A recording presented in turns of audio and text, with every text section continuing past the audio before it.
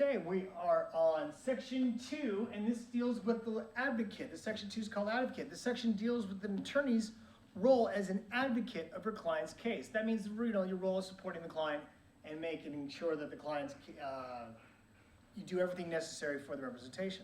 Okay, this first section focuses on a lawyer's ethical duties during discovery. So it's properly titled, The Games We Play Before Trial. So everything that happens during the discovery process or before the trial, the pre-trial stuff, is in this. And that's why I call it the games we play before trial. So let's take a look at the first one. Meritorious claims, the duty not to file frivolous lawsuits. So a lawyer may not bring or even continue to pursue a frivolous claim. A frivolous claim is one that has absolutely no support in the law, no basis, it's just an unfounded claim. Nevertheless, a lawyer may make a good faith, and the key word is good faith argument for a modification or reversal of existing law. Such action is not frivolous, even though the lawyer believes that the client's position ultimately will fail, so long as the lawyer is able to make a good faith argument on the merits of the claim. So that's when they're trying to contest the law. In simplest terms, the lawyer cannot file a bogus complaint solely to harass the other party. That's simply what's going on with no frivolous claims. Okay, the next part. Fairness to opposing party in counsel. You can't do any obstructive tactics during discovery. So a lawyer must not make a frivolous discovery request. Essentially in a civil litigation, order thousands of pages of documents that have no relevance to the case just to harass the party and to have them incur unnecessary legal expenses. So a lawyer may not make a frivolous discovery request or fail to make a reasonably diligent effort to comply with the proper discovery request. So if the other side asks you for something that you properly hand over and you just prolong it and you just don't want to do it, you don't want to give it to them because you know that they don't have a lot of money and you're trying to, whatever the case is, so you have to promptly comply with a proper discovery request by the opposing party. And that's just the fairness to opposing counsel and to the opposing party. Okay, moving on. Threats to obtain an advantage in a civil case. A lawyer must not threaten to bring criminal or disciplinary charges in order to obtain an advantage in a civil dispute. So you can't say, I'm going to tell on you if you don't give me what I want. That's the kind of stuff you're not allowed to do. However, I can say to the other party, look, you don't settle this case. I'm going to get the best expert I can, maybe Dr. So-and-so, and he's never lost in case, and the jury's going to believe him because of his credentials. So if you don't settle for the amount that we want, I'm going to get this, I'm going to hire this expert, and we're going to win. So that's a proper type of threat. Whereas, oh, well, I'm going to bring criminal charges against you or disciplinary charges because you violated that rule. I'm going to tell the state bar if you don't settle. That's improper. With the expert witness, that is proper. So that's the difference. So you must not threaten to bring charges to get an advantage in a civil dispute. Okay.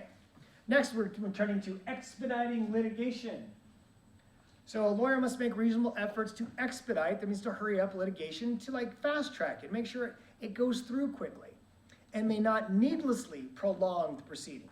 Thus, it's improper for a lawyer to routinely seek delay or fail to expedite litigation solely for the purpose of frustrating the party's case, similar to what we just talked about in the previous one. Again, games we play before trial.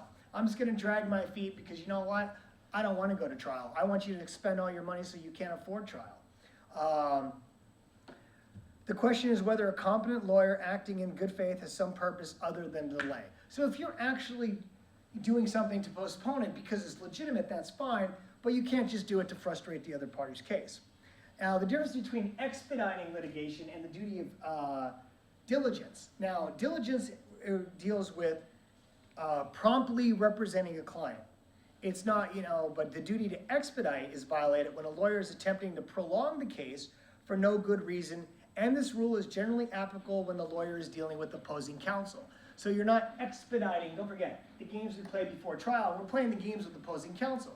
We're going to try and drag our feet, so we're not going to expedite it, so the opposing party and opposing counsel has to continuously do all this needless stuff, whereas the duty of diligence deals with you and your client and how you're going to treat your client and make sure you do things promptly for your client. Okay? And finally, the last thing we have is trial publicity. This means when you try the case in the press. You can't do that. So a lawyer who's involved in the case, now don't forget, other lawyers that are analysts for Nancy Grace or whatever, they can make any kind of comments they want. But the lawyer who's involved in the case may not make an out-of-court statement that the lawyer knows will be widely disseminated. And where else could it be widely disseminated? The newspaper, internet, TV show, that will have a substantial likelihood of materially prejudicing the trial. And criminal trial, jury trials will be the most sensitive to extrajudicial speech. That means out-of-court statements. Because if you're watching Nancy Grace or whoever else does those types, I don't know why her name came to my mind. Not a huge fan, but I can't go on there if I'm representing a client saying, oh, my client's not guilty, my client do anything, the victim's a complete charlatan, and so on and so forth. The public's gonna hear that, and they might end up on the jury, and they might go, you know what, I believe that guy. So you're trying the case in the press. That's exactly what you cannot do. What you may state, though, is the prosecution can get on and say, can give the criminal record of a party.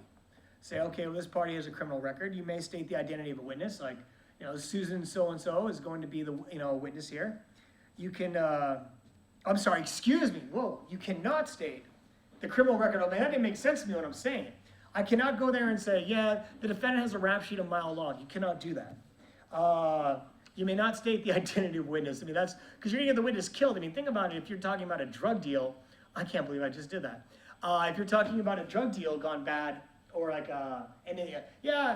here's the informant. Here's our key witness, the informant. That guy's gonna be killed before it ever gets to trial. In fact, he's probably gonna get killed anyways, even if you don't make that statement. So, by the way, you don't want to go against the gang or the mob. You're gonna end up in some cement. You may not state whether or not the defendant made a confession, or that he refused to make a statement. Oh no, the defendant exercised his rights. He didn't want to talk because we know he's guilty. Can't say that.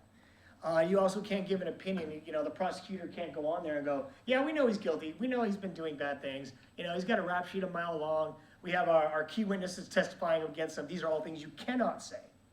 So again, attorneys should not try the case in the press because it's likely to influence the potential jurors. Now, what the lawyer may state is, hey, look, we've had this person been charged with embezzlement. You may state that we have an investigation that's going on in progress, and if anyone can assist us in obtaining evidence, if anyone knows of any information in the case, you may state that. Or if somebody's on the loose, be on the lookout for this man. This is what he looks like. This is what he was last seen doing. This is why we're trying to bring him in for questioning. So now, if somebody makes a derogatory statement about your client, you may make a responsive statement to protect the client from any prejudicial effect of recent publicity. So let's say that some recent publicity comes out about your client for whatever reason, and it's all negative. Then you can go and make a responsive statement to kind of quell that and quash it to make sure that any kind of negative adverse effect from that is neutralized. Now, finally, prosecutors must prevent others under her control from making extrajudicial, that means out-of-court statements. So the prosecutor in a criminal case must exercise reasonable care to prevent those associated with the prosecution, investigators, law enforcement personnel, cops, from making any statement that the prosecutor would be prohibited from making. So if the chief of police or if an investigator in the prosecutor's office cannot go on,